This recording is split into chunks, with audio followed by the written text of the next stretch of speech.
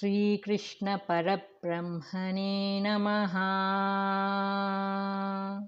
Shri Sadguru Paramatmane Namaha. Sarva Maharshibhyo Namaha. The need for mind control is emphasized. 36th sloka. Asamyata atmana yogo dushprapa iti me matihi vasyatmana tu yatata shakyo vaptumupayataha. Substance. It is my idea that yoga is not attainable by one whose mind is not controlled, but by one who strives skillfully with controlled mind. Yoga is possible.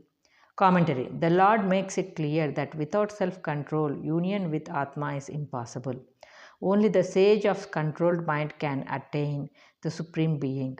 Whoever desires the highest should control the mind by every means available to him according to his mental predisposition.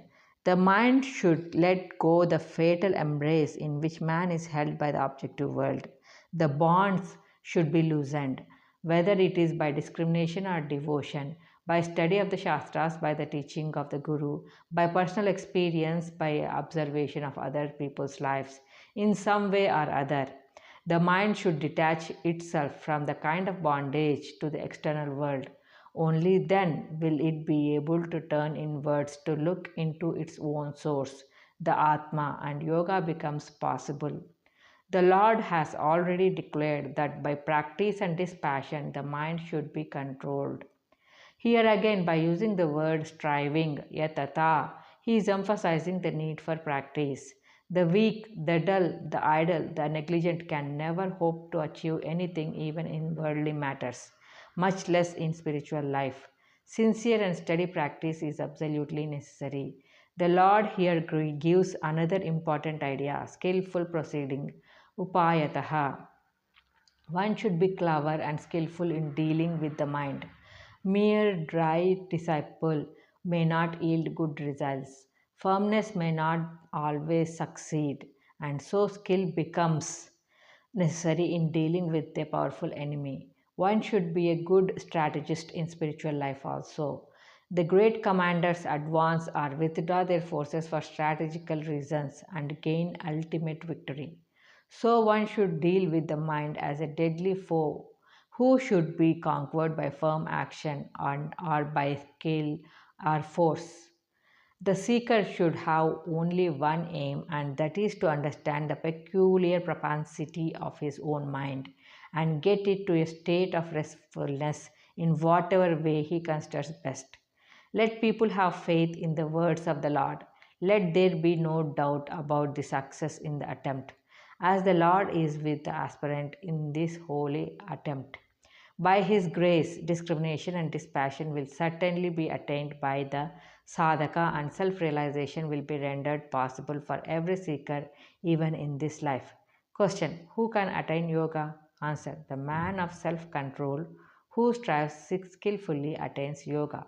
For others, it is not possible. Arjuna doubts about the future of the yogi who dies before attaining the goal. Arjuna Uvacha, 37th sloka.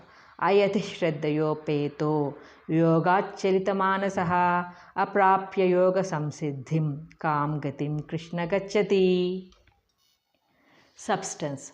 Arjuna said, though possessing faith yet uncontrolled, what end does the yogi whose mind falls away from yoga meet? Commentary. Another doubt, quite natural to all the aspirants, crops up in Arjuna's mind. He presents the case of an aspirant who has faith in the Guru's teaching, who is practicing self-control, but who passes away before perfection is gained in yoga. What will happen to that man? Where does he go? Has he any future, or should he start everything afresh? Will all his struggle and effort go to waste?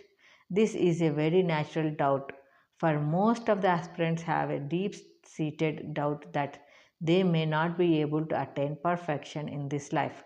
Very rarely do we come across the intense type of yogi who is determined to get the highest even in his life. So, from the point of view of the vast majority of seekers, Arjuna's question has undisputed relevancy. Question: what is Arjuna's question? Answer: the aspirant possessing faith yet failing to attain perfection in yoga, what will happen to him when he dies? 38th Sloka. Tachinno bhaya vibrashtaha chinnabhramiva nasyati apratishto mahabaho vimudho brahmanah pati. Substance. O Krishna, not established in yoga and deluded in the path of Brahman, does he not perish like a rent cloud fallen from both? Commentary. Fallen from both. Both may be interpreted as Swarga and Moksha, or differently as Karma and Dhyana. Arjuna's question is relevant from the standpoint of all the aspirants. They have given up all worldly things on the one side, and on the other, they have not attained moksha. So, apparently, such a man has lost both the worlds. Having given up Vedic rites and rituals, he cannot go to Swarga, and having failed in yoga, he cannot attain moksha. Again, he is losing both the worlds. The simile rent cloud is appropriate, for no one can trace the existence of the cloud when it is dispersed in the sky. It is lost. Will the yogi who dies imperfect perish like the cloud and go out to nothing? Is Arjuna's question. Arjuna appeals to the Lord to enlighten him. 39th Sloka. एतन्मे संशयं कृष्ण चेत्तुमर्हस्य शेषतः त्वदन्यः संशयस्यास्य चेत्ता न hypappadyate. Substance. O Krishna, you ought to dispel my doubt completely. I cannot get indeed another like you fit to clear it. Commentary. Arjuna reveals his deep faith and devotion to the Lord on this verse. Arjuna's humility is exemplary. He speaks in the true spirit of a disciple seeking for enlightenment from a great master. Pride and arrogance and utterly objectionable in the presence of God, Guru, and elders. Lord Krishna is himself the supreme Paramatma. He is omniscient. He alone knows the past, present, and future of all beings in all the worlds. So, he alone is fit to clear Arjuna's doubt about the future of the imperfect yogi. Arjuna appeals to the Lord that except he, there is no one to dispel his doubt. The Lord's answer. Sri Bhagavanuvacha 40th Sloka.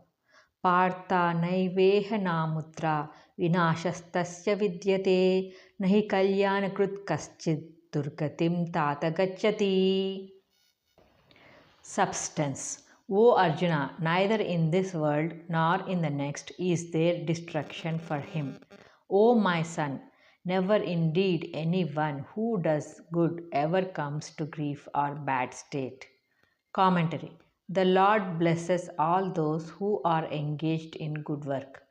Though the aspirant fails to achieve perfection, yet he does not suffer destruction either in this world or in the next.